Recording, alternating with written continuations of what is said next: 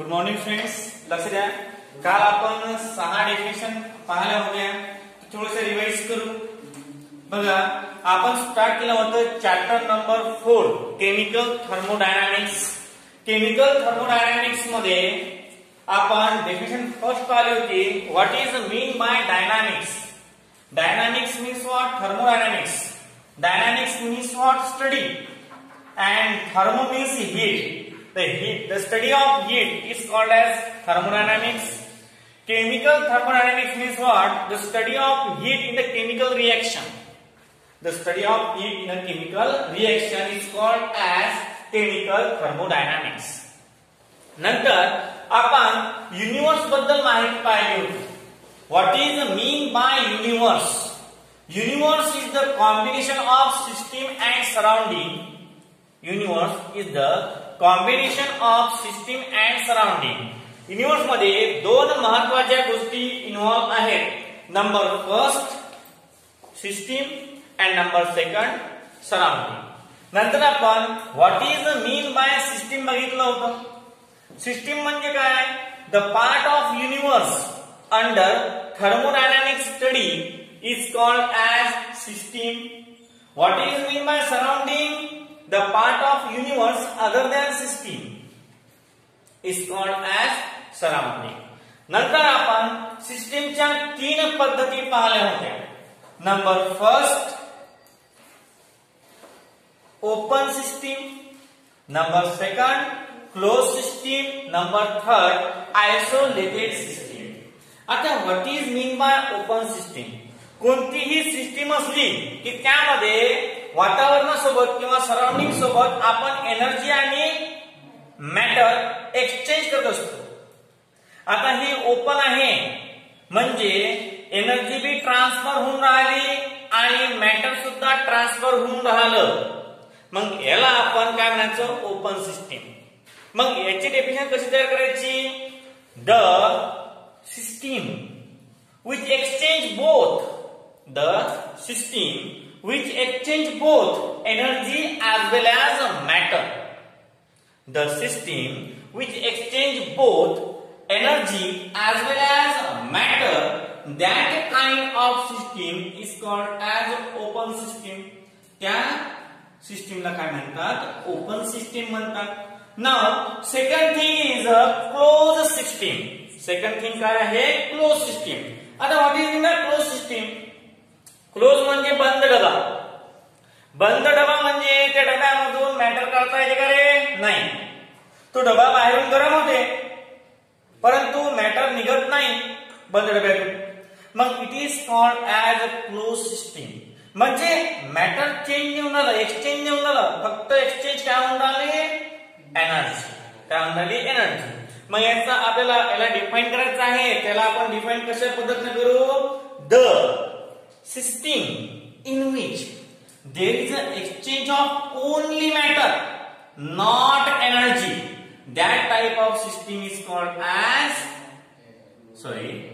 the system which do not exchange matter, exchange only energy. अशा प्रकारच्या सिस्टीमला आपण काय म्हणतो? Close system. आता isolated system just like a thermos. Thermos मध्ये काय होते? जेवढी एनर्जी आहे तेवढीच एनर्जी कॉन्स्टंट राहते. एनर्जी जात बी नाही, एनर्जी येत बी नाही. मग अशा प्रकारच्या सिस्टीमला आपण काय म्हणतो? Isolated system. The system in which there is no exchange of energy as well as matter is called as isolated system. याच्यामध्ये जर आपण एक फरक घेतला तर ओपन सिस्टीमला टोटली अपोज असणारी सिस्टीम आहे आयसोलेटेड सिस्टीम. ओपन मध्ये दोन्हीही एक्सचेंज होतात, आयसोलेटेड मध्ये दोन्हीही एक्सचेंज होत नाही.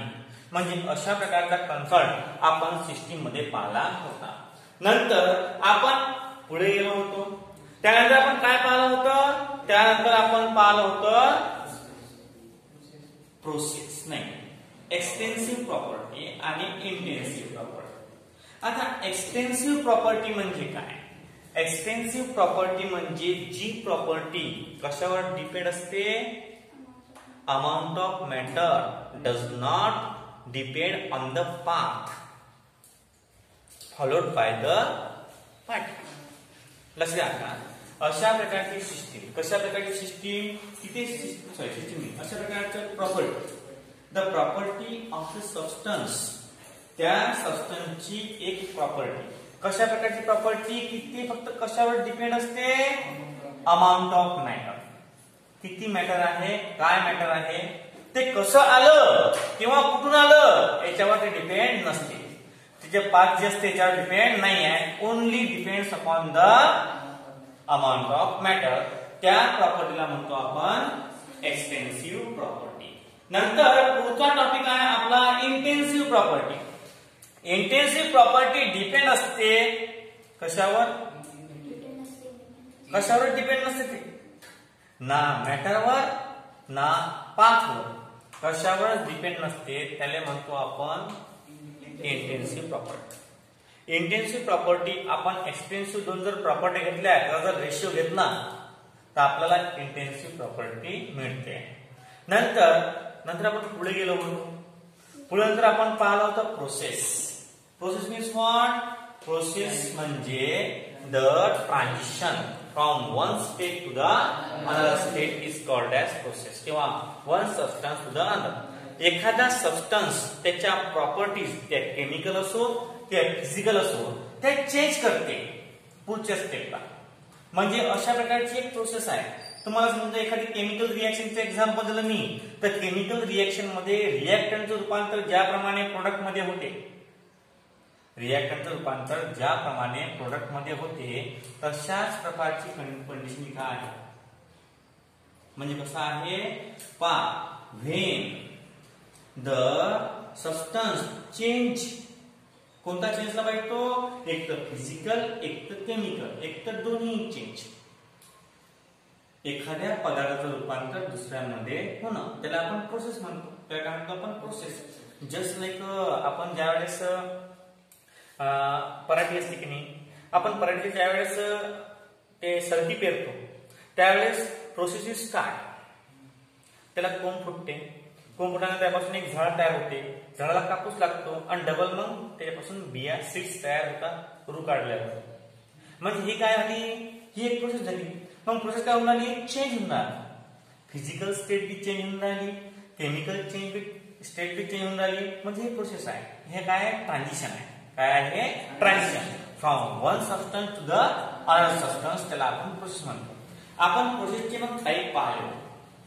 पहिला नंबरचा टाईप पाहिला होता आपण आयसोथर्मल प्रोसेस.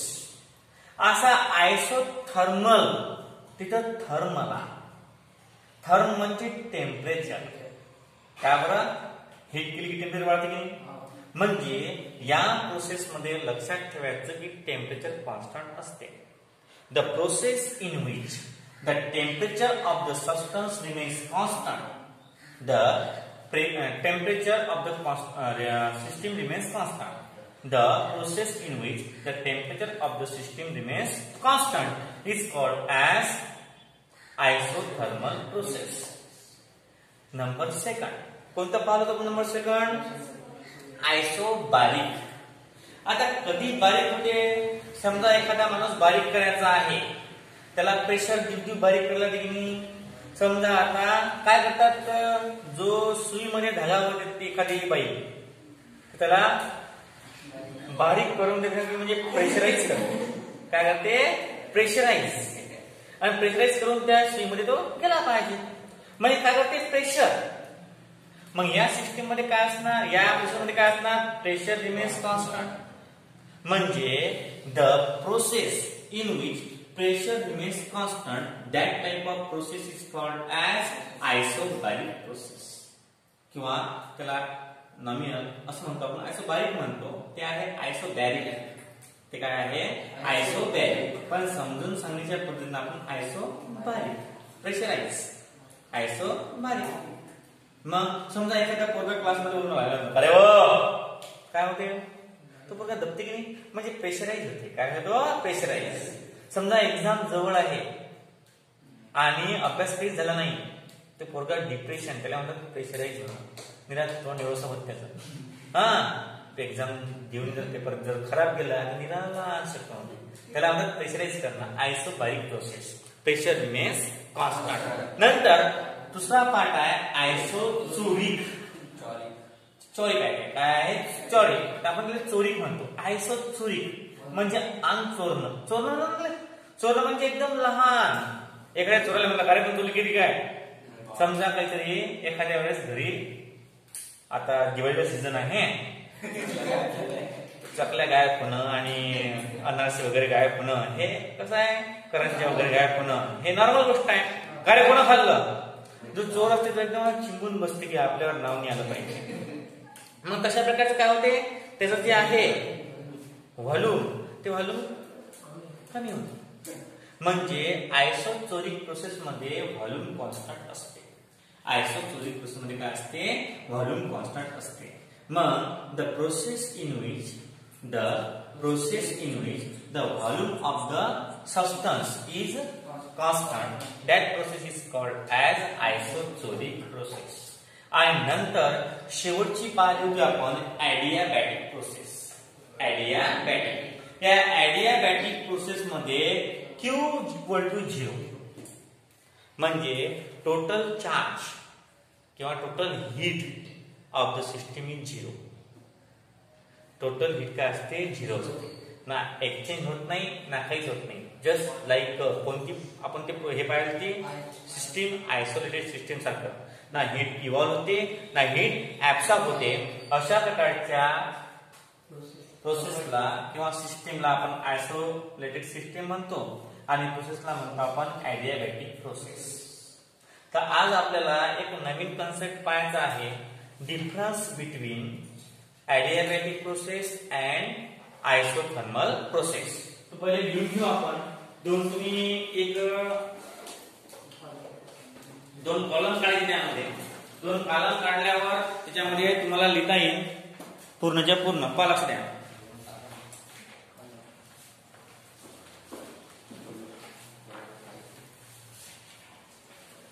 आयसोथर्मल आणि ॲडियाबॅटिक दोन मध्ये डिफरन्स आहे. तो डिफरन्स पाहायचा आहे आपल्याला. विचारतात तो खूप वेळा एक्झाम मध्ये खूप वेळा विचारला जातो. एक्झाम मध्ये खूप वेळा विचारला जातो. लक्ष द्या. कसं करायचं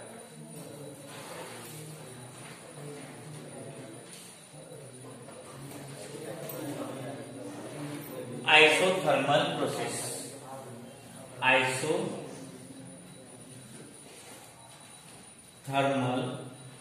प्रोसेस आणि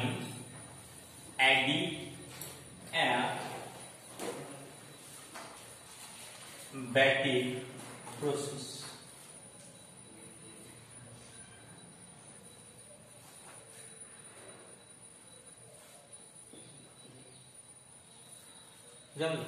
आता आयसोथर्मल प्रोसेस मध्ये काय आहे पहिला in this process the temperature remains constant.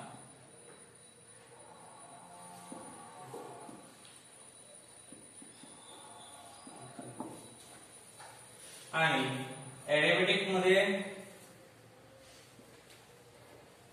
there is no exchange of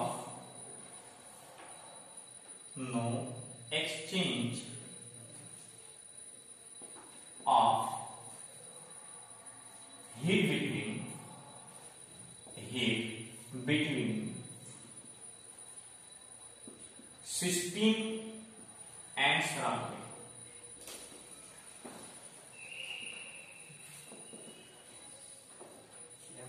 नंतर दूसरा पॉइंट आहे heat flows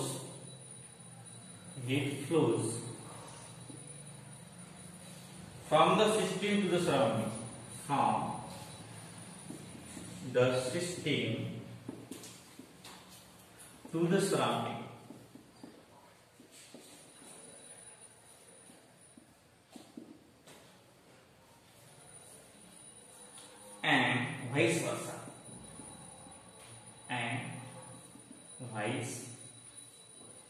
वर्षा. नंतर Q is not equal to 0. And number second, system is completely respect to surrounding. It is from the inside. System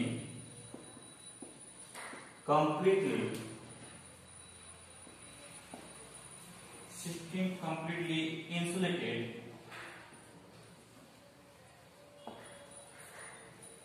with respect to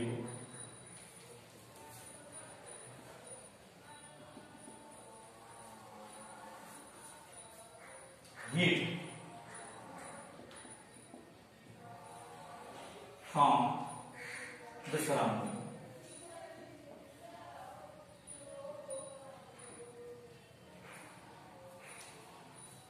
म्हणजे Q equal to 0.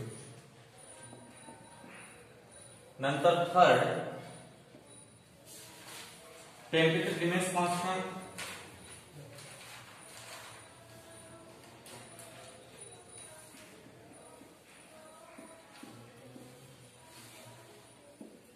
अरे दे रखना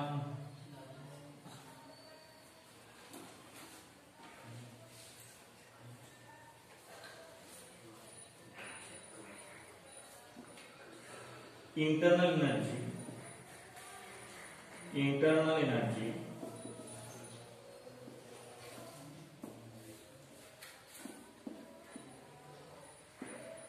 remains constant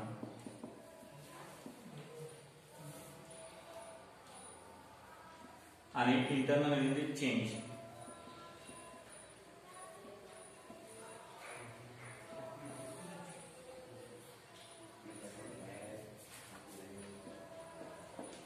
Heat is constant.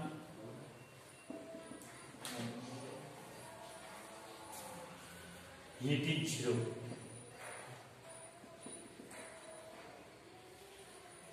During process.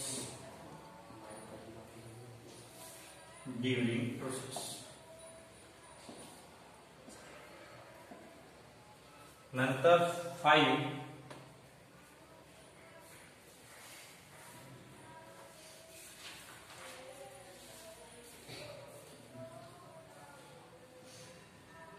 there is transformation between system and surrounding. Number past, there is no transformation between system and surrounding.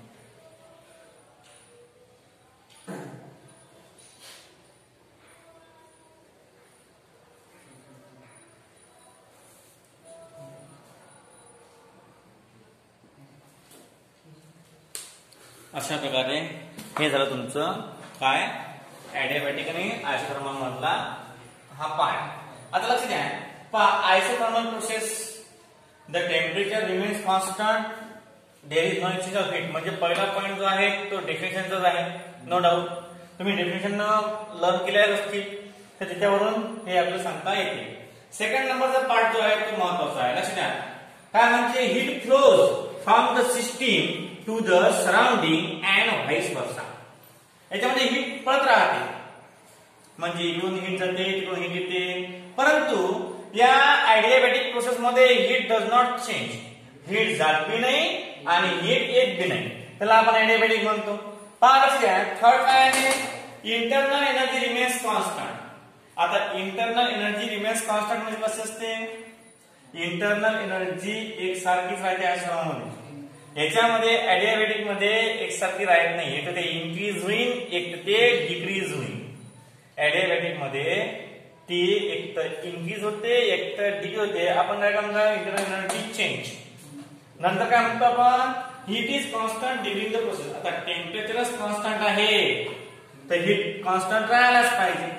त्या process मध्ये heat direct झिरोच आहे, during the process. And there is a transformation between the system and surrounding. Transformation of heat, transformation of energy take place in the isothermal process. आणि adiabatic process मध्ये काय होते ते transformation होत नाही. म्हणजे अशा प्रकारचे हे 5 पॉइंट आहेत. या 5 पैकी तुम्हाला कोणतेही पॉइंट लिहायचे आहेत 4 पॉइंट. तुम्हाला 2 मार्क्स साठी हे येणार एक्झाम मध्ये. आता पुढे बघा.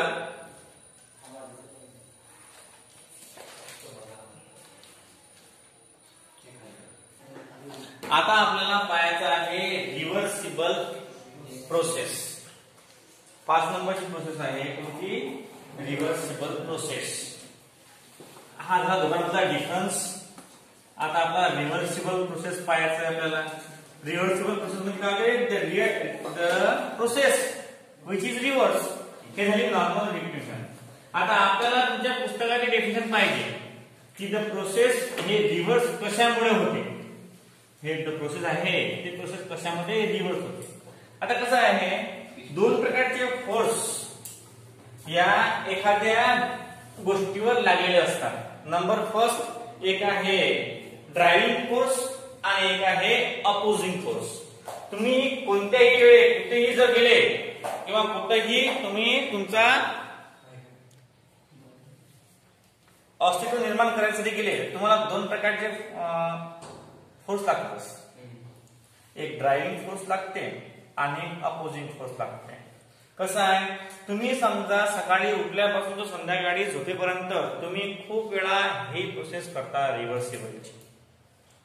उठल्याबरोबर तुम्ही ज्यावेळेस पाय जमिनीवर ठेवता त्यावेळेस तुम्ही ड्रायव्हिंग फोर्सचा जो पाय जमिनीवर ठेवता आणि अपोजिंग फोर्सचा जो पाय डबल उचलता आणि डबल पुढे ठेवता.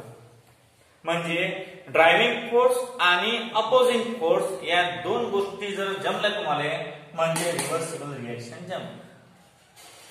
रिव्हर्सिबल रिएक्शन मध्ये काय होते की जो ड्रायव्हिंग फोर्स असते तो much greater than the opposing force. Driving force हा much greater than opposing force. Therefore, there is a slight change in the opposing force towards the driving force. आणि म्हणून ते रिएक्शन काय होते रिव्हर्स होते. दोन प्रकारचे फोर्स आहेत ड्रायव्हिंग फोर्स आणि अपोजिंग फोर्स. आता ज्या वेळेस आपण एखादी ड्राईव्ह करतो त्यावेळेस ड्राईव्ह केल्यावर आपला जर ड्रायव्हिंग फोर्स जास्त असेल तर आपण रिव्हर्स येतो. जर आपला ड्रायव्हिंग फोर्स कमी असेल तर आपण रिव्हर्स येत नाही. मग रिएक्शन रिव्हर्स कशी काय होणार. ही प्रोसेस किंवा reaction the process is reversible when the driving force is much greater than the opposing force. ज्यावेळेस ड्रायव्हिंग फोर्स हा जास्त असतो अपोजिंग फोर्स पेक्षा त्यावेळेस जी प्रोसेस घडते there is a slight change in the opposing force and that type of process is called as reversible process. 5 नंबरची आपली प्रोसेस आहे कोणती आहे रिव्हर्सिबल आणि प्रोसेस. याची डेफिनेशन लिहू आपण. The process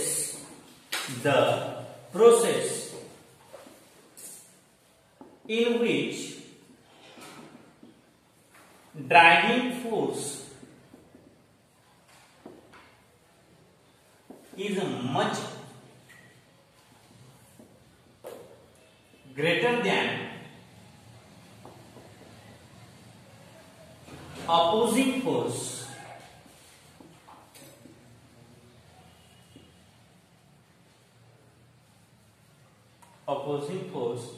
That process much greater than opposing force and there is a slightly change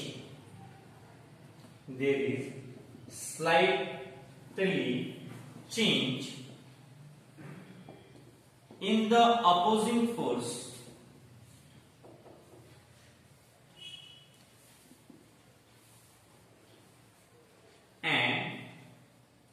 the process is reverse.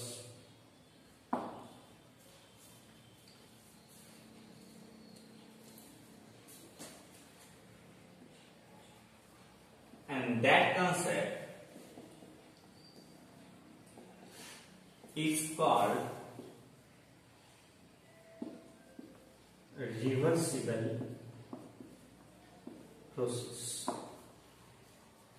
Definition थोडीशी लांबलचक आहे, परंतु समजायसाठी एकदम इझी आहे. लक्ष द्या आता. पहा काय म्हणणं आहे यांचं. रिव्हर्सिबल प्रोसेस म्हणजे काय? The process in which driving force. आता what is mean driving force? तुम्ही अप्लाय केलेला फोर्स. ड्रायव्हिंग फोर्स म्हणजे काय होते? तुम्ही अप्लाय केलेला force. The process in which driving force is much greater. Driving force काय असते? Much greater than the opposing force, and there is a slightly change in the opposing force and the process is reverse. थोडासा त्या opposing force ला काय करतो?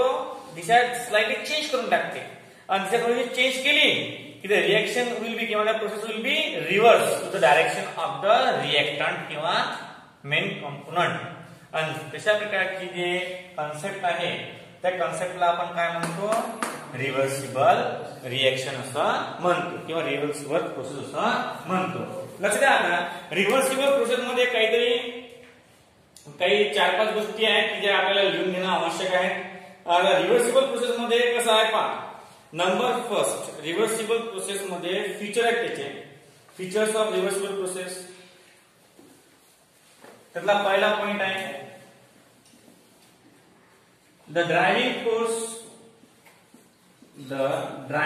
force and opposing force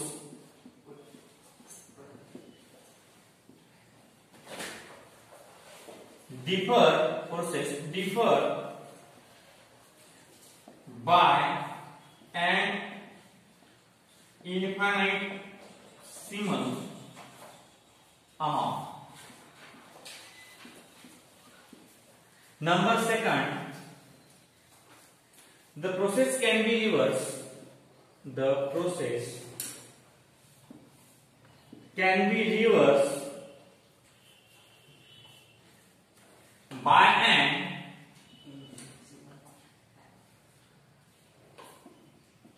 infinitesimal change in condition.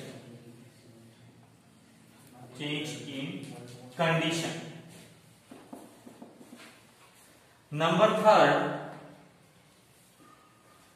a reversible process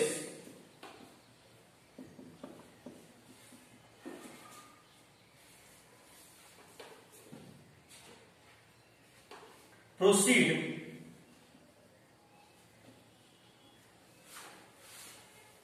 infinitely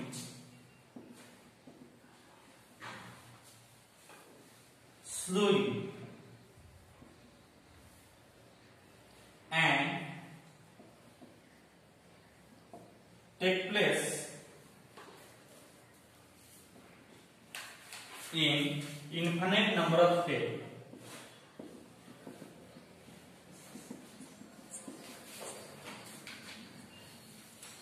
नंतर चौथा मुद्दा, at the end of every step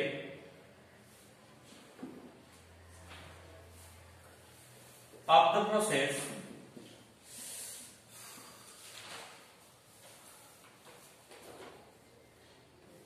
the system attain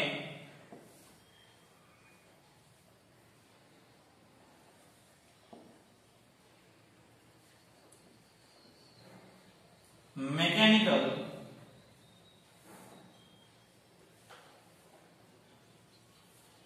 equilibrium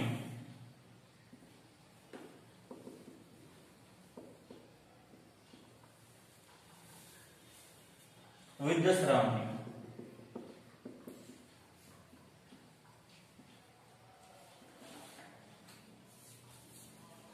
With the surrounding. हे आहेत रिव्हर्सिबल प्रोसेसचे काही पॉइंट्स. आता या पॉइंट्स मध्ये बघा काय आहे. पहिला point, the driving force and the opposing force differ by an infinitesimal amount. म्हणजे नाही होण्याला पण रिव्हर्स असते, कारण त्यातला अपोजिंग जो फोर्स असते तो खूप लहान असते. कशापेक्षा? ड्रायव्हिंग फोर्स पेक्षा. समजा आता आपण काय केलं, आपण एखादा बॉल घेतला आणि तो बॉल भिंतीला एकदम जोशाने मारला, तो जास्त फोर्स ना वापस येते बरोबर, हे कमी फोर्स नाही, कमी फोर्स नाही. का बरं? कारण आपल्या स्पीड जर बंबाड होते तो काही एनर्जी त्या भिंतीला देते आणि काही एनर्जी डबल परत देते. समजा एखादा बॉल आपण फेकला, एखादा फोटॉन घेतला आपण, इलेक्ट्रोमॅग्नेटिक रेडिएशन मधला जे प्लँक क्वांटम थिअरी आहे त्याच्यामधला एखादा फोटॉन घेतला, तर एखादा फोटॉन ज्यावेळेस बंबार्डिंग करते एखाद्या मेटल सरफेसवर, त्यावेळेस तो इथं वर्क फंक्शन फाय करते आणि नंतर एनर्जी बाहेर खेळते. म्हणजे दोन प्रकारच्या एनर्जी असतात. आता समजा जर आपण एवढ्या फोर्सनं एवढ्या एनर्जीनं तो बॉल फेकला तर भिंतीला आवाज येणार नाही काहीच, म्हणजे एनर्जी ट्रान्समिट होऊनच राहिली की. मग तेवढ्या कमी एनर्जी ना, आता चेंज कसा असते, तो चेंज आपल्या डोळ्याला दिसत नाही आपल्याला, तो चेंज एकदम माइन्यूट असते, चेंज असते माइन्यूट, परंतु ट्रान्समिट करते. म्हणजे आपण जेवढ्या स्पीडनं बॉल फेकतो तेवढ्या स्पीडनं बॉल येत नाही. न्यूटनचं म्हणणं आहे every action there is equal and opposite reaction, पण ऍक्शनची रिएक्शन येते, फेकलेला बॉल वापस येतो, परंतु फोर्स नाही येतो. किती फोर्स नाही येतो त्यांना सांगितलेलं नाही आहे. आता बघा अशा प्रकारची सिस्टीम आहे. फक्त रिव्हर्सिबल फोर्स मध्ये जो आपला ड्रायव्हिंग फोर्स असते तो जास्त असते. कशापेक्षा? अपोजिंग फोर्स पेक्षा. पहा मग ड्रायव्हिंग फोर्स आणि opposing force differ by an infinitable amount. थोडेफार ते डिफर असतात. ते म्हणतो डिफर बाय अन अमाउंट. तो शब्द आला नाही तर काही लिहिलं तरी चालते, या शब्दाला लिहिलं तरी चालते. डिफर बाय अमाउंट ते समजतात समोर काय आहे की कोणता मोठा असते कोणता लहान असते. नंतर पहा the process can be reverse by an infinitesimal change in the condition. Condition थोडीशी चेंज झाली की काय होते, प्रोसेस कॅन बी रिव्हर्स. थोडाफार स्लाइट चेंज झाला. समजा एखादा गाडी घेऊन खूप वेगाने जाऊन राहिला, समोर काही दिसलं आलं तर त्याची डायरेक्शन आपोआप थोडीफार तर ते रिव्हर्स डायरेक्शन नाही, स्लाइटली चेंज. मग काय म्हणते पहा बरं, the process can be reverse. कधी रिव्हर्स दिले? By an infinitesimal change in the condition change झाली. समजा तुम्ही बिमार असता, तुम्हाला कसं वाटते, पोट दुखते, हातपाय, ज्यावेळेस तुम्ही चांगले होता त्यावेळेस कंडिशन विल बी चेंज. तशा प्रकारचं हे आहे. नंतर पहा the reversible process proceeds infinitely slowly and take place in the infinite number of steps. Process slow असते. कसं? आपण ज्यावेळेस केमिकल रिएक्शन पाहिला तर स्टेप ऑफ द रिएक्शन पाहिला की नाही, आपल्याला प्रोडक्ट मिळतो, पण step of initiation, step of propagation, formation of product, ह्या 3 स्टेप झाल्यावर आपल्याला प्रोडक्ट मिळतो. हे स्लो असते परंतु आपल्याला आपला प्रोडक्ट मिळतो. तशा प्रकारचा आहे पहा reversible process proceeds infinitely slowly and take place in the infinite number of steps. Infinite number of steps सुद्धा असतात त्यामध्ये, तरी आपल्याला प्रोडक्ट मिळते. नंतर पहा at the end of every steps, प्रत्येक स्टेपच्या एंडला of the process the system attain a mechanical equilibrium with the surrounding. प्रत्येक स्टेप झाली की थोडंफार शांतता, ऍट रेस्ट. नंतर डबल चालू, डबल रेस्ट, डबल चालू, डबल रेस्ट, अशा प्रकारे हे आपल्याला कळतात. आता हे झालं रिव्हर्सिबल प्रोसेस बद्दल माहिती. आता यानंतरची आहे रिव्हर्सिबल प्रोसेस, ते आपण नेक्स्ट लेक्चरला बघूया.